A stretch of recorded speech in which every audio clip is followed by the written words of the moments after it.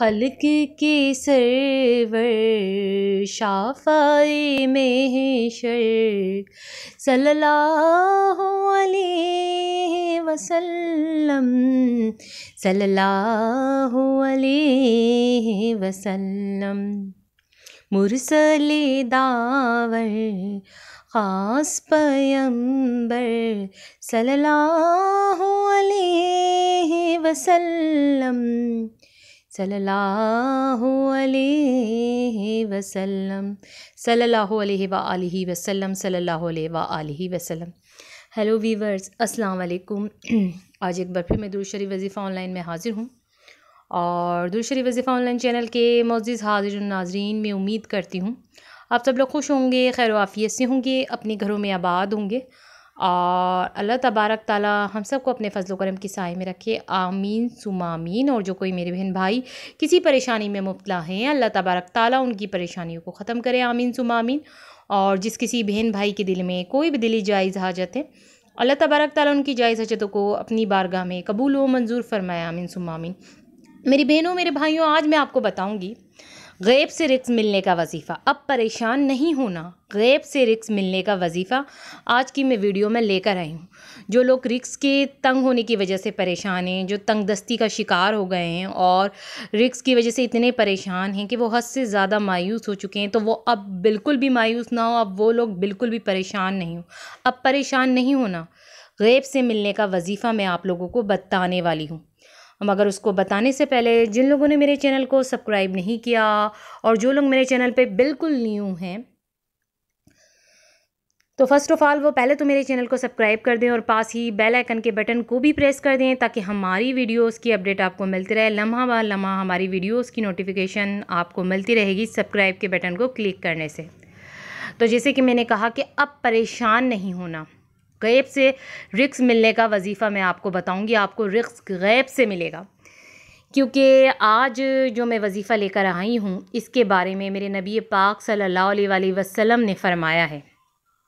تو اب میں آپ کو بتانے لگی ہوں، یہ بہت انمول وظیفہ سمجھ لیں، بہت خاص وظیفہ سمجھ لیں، اس سے واقعی غیب سے رزق ملتا ہے۔ اگر آپ لوگوں کو یقین نہیں ہے تو آپ اس وظیفے کو کر کے دیکھ سکتے ہیں، کیونکہ میرے نبی پاک صلی اللہ علیہ وآلہ وسلم نے غیب سے رزق ملنے کا وظیفہ بتایا ہے۔ تو آج میں وہی آپ لوگوں کو بتانے جا رہی ہوں۔ ایک شخص حضور صلی اللہ علیہ وآلہ وسلم کی بارگاہ میں آیا اور عرض کی، یا رسول اللہ، دنیا مجھ سے پھر گئی ہے اور رزق مجھ پہ سے تنگ ہو گیا ہے۔ تو میرے نبی پاک صلی اللہ علیہ وآلہ وسلم نے اس شخص کو کہا کہ تم فرشتوں کی تسبیح پڑھا کرو، اس سے تمہارا رزق بڑھتا رہے گا۔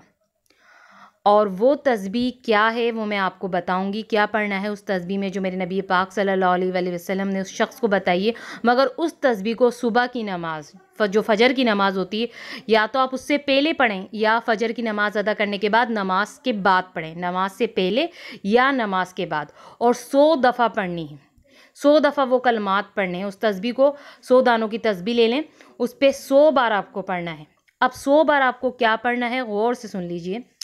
سبحان اللہ و بحمدہ، سبحان اللہ العظیم و بحمدہ استغفر اللہ۔ دوبارہ سن لیجئے، سبحان اللہ و بحمدہ، سبحان اللہ العظیم و بحمدہ استغفر اللہ۔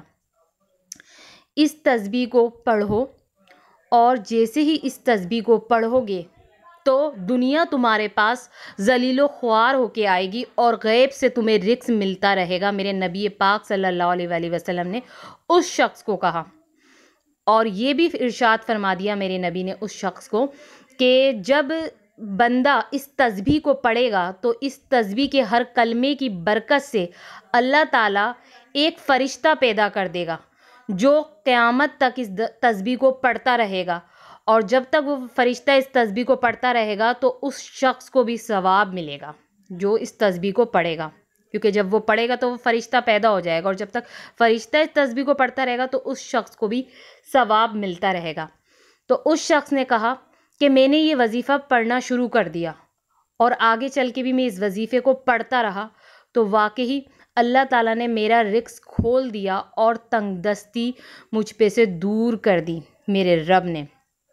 اور آگے ارشاد فرمایا کہ سبحان اللہ و بحمدہ، جو کوئی مرد اور عورت دن میں یا رات میں 100 مرتبہ پڑھے گا تو اللہ تعالیٰ اس کے سب گناہوں کو معاف کر دیں گے، چاہے وہ سمندر کی جھاگ کے برابر کیوں نہ ہو۔ تو میری بہنوں میرے بھائیوں، کتنا پیارا وظیفہ میں نے آپ کو بتا دیا، غیب سے رزق ملنے کا وظیفہ میں نے آپ کو بتا دیا ہے۔ تو آپ لوگ اس وظیفے کو ضرور کریں۔ اور اب آپ لوگ مجھے اجازت دیجیے، اللہ حافظ، اپنا خیال رکھنا۔